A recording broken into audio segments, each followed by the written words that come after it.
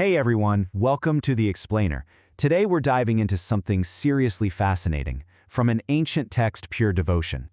We're going to be looking specifically at Bhagavad Gita chapter 8, verse 14, to unpack this ancient framework and figure out exactly how it defines an unbroken, totally pure connection with the divine. Let's get right into it. Think about our modern world for a second. We are hyper-focused on goals, right?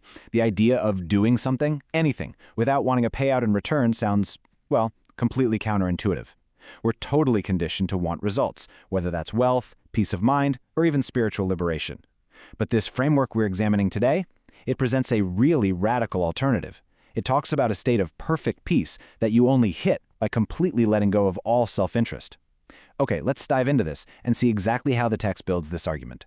Here's a quick roadmap of where we're headed today. First, we'll look at the promise of Bhagavad Gita. Then we'll define pure bhakti yoga, compare bhakti versus other paths, check out the mindset of constant remembrance, and finally, wrap up with the 5 forms of loving service. All right, part 1, the promise of Bhagavad Gita, anchoring the ancient text. So here is the direct translation of verse 8:14. Quote, "For one who always remembers me without deviation, I am easy to obtain, O son of Pṛthā, because of his constant engagement in devotional service." Unquote. Now, the absolutely crucial point here, and the phrase that literally drives this entire text, is easy to obtain. The commentary spends a lot of time deconstructing what actually makes the Supreme so accessible to this specific kind of practitioner. And it turns out the text posits it's not about some wildly complex rituals. No, it's just about an unbroken, constant engagement of the mind. Moving on to part 2, defining pure bhakti yoga, the meaning of unalloyed devotion. Now, to actually pull off this constant engagement, the text introduces this concept of unalloyed, or completely unmixed devotion, using a very specific Sanskrit term, ananya-cetāḥ. It translates to without deviation of the mind. And according to the commentary, we're talking about radical exclusivity here. In pure bhakti yoga, the devotee's focus is just entirely unmixed. They aren't sprinkling a little bit of devotion on top of their other pursuits. Their mind is singularly fixed. They desire absolutely nothing else whatsoever but the Supreme. It's this complete, unified focus that leaves zero room for any secondary motives, whether spiritual or material. And this exclusivity is dialed up even further with another huge concept from the commentary, nishkama. This basically means having zero desire for self-interest. And the source material doesn't pull any punches here. It explicitly states that a pure devotee doesn't even want the things we usually associate with spiritual success. No promotion to heavenly planets, no merging with the divine light, not even salvation or liberation from the material world. It is literally an absolute 0 point of personal desire. Which is wild, right? Most of us can barely act without intensely desiring a good parking spot or our morning coffee.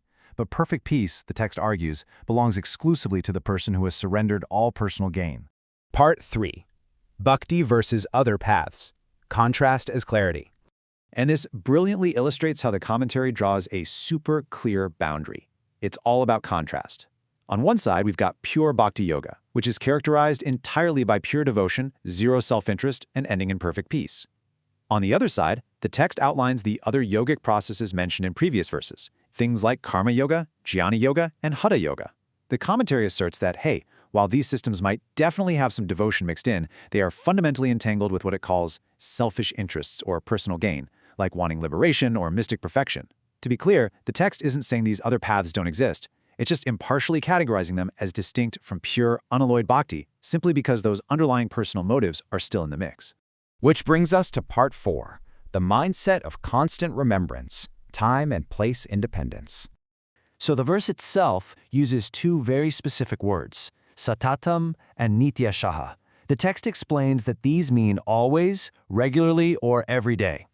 Basically, the special qualification of the pure devotee isn't some crazy high intellectual capacity. It's simply the act of always thinking of the Supreme, without ever deviating. It's this internal posture of constant remembrance and meditation that just becomes the absolute baseline of the practitioner's everyday existence. What I find genuinely fascinating here is how the commentary describes the sheer accessibility of this practice. Because it's an internal state of mind, the text states there should be absolutely no impediments. You don't have to pack up and move to a specific geographic location. While some might insist you need to live in a sacred place like Vrindavana, the commentary argues that a pure devotee can carry out their service literally anywhere and at any time. By maintaining that unalloyed devoted mindset, the practitioner actually generates the sacred atmosphere of Vrindavana internally, right where they stand. Geography basically becomes irrelevant when your internal focus is that unbroken. And finally, part 5, 5 forms of loving service, the framework of engagement. Let's see how this all builds together. Because if a devotee is constantly engaged, what does that actually look like? Well, the commentary explains that this abstract, desireless devotion actually takes on highly relatable emotional forms. A practitioner engages in one of 5 ways: as a shanta bhakta, in a state of neutrality or passive adoration; as a dasya bhakta, acting in the mood of a dedicated servant; as a sakya bhakta, stepping into the dynamic role of a friend; as a vatsalya bhakta, acting with the protective love of a parent; or as a madhurya bhakta, engaging as a conjugal lover. This just goes to show that the text absolutely does not view liberation as some kind of emotional void. Instead, it's the perfection of these incredibly deep, universal human relationships, directed toward the Supreme. And here is the ultimate climax of this entire philosophical framework. It operates as this unbreakable reciprocal cycle. Step 1 is exactly the unalloyed devotion we've been talking about. The pure devotee is so totally engaged in loving service that they simply cannot forget the Supreme Lord for even a split second. But then, step 2 is the reciprocal blessing. The text states that in the exact same way, the Supreme Lord cannot forget his pure devotee for a moment. It's this mutual, unbroken loop of remembrance. And that right there is exactly why the verse promises that the Supreme is quote-unquote easy to obtain. Now, to actually achieve this super elevated state of constant remembrance, the source text provides a very specific, highly accessible tool. The commentary states that the great blessing of this whole process, and really the simple way anyone can begin, is by chanting the Maha Mantra, Hare Kṛṣṇa, Hare Kṛṣṇa, Kṛṣṇa Kṛṣṇa, Hare Hare, Hare Rama, Hare Rama, Rama Rama, Hare Hare. According to the text, this rhythmic sonic meditation is the absolute #1 recommended practical method. It's the tool you use to align the mind, slice through selfish desires, and maintain that unbroken connection. We've covered some seriously profound ground today, exploring the radical exclusivity of pure bhakti yoga according to Bhagavad Gita 8:14. So I want to leave you with something to reflect on based on everything we've explored. The text asserts that perfect peace and ultimate spiritual connection require nishkama, that state of zero self-interest. So if true peace comes from completely letting go of all personal desires, including the desire for your own salvation, what is the very first desire you would struggle to surrender? It's a pretty challenging, deeply revealing question to ask ourselves. Thank you so much for joining me for this explainer. Keep questioning, keep learning, and keep diving deep into the texts that have shaped human thought.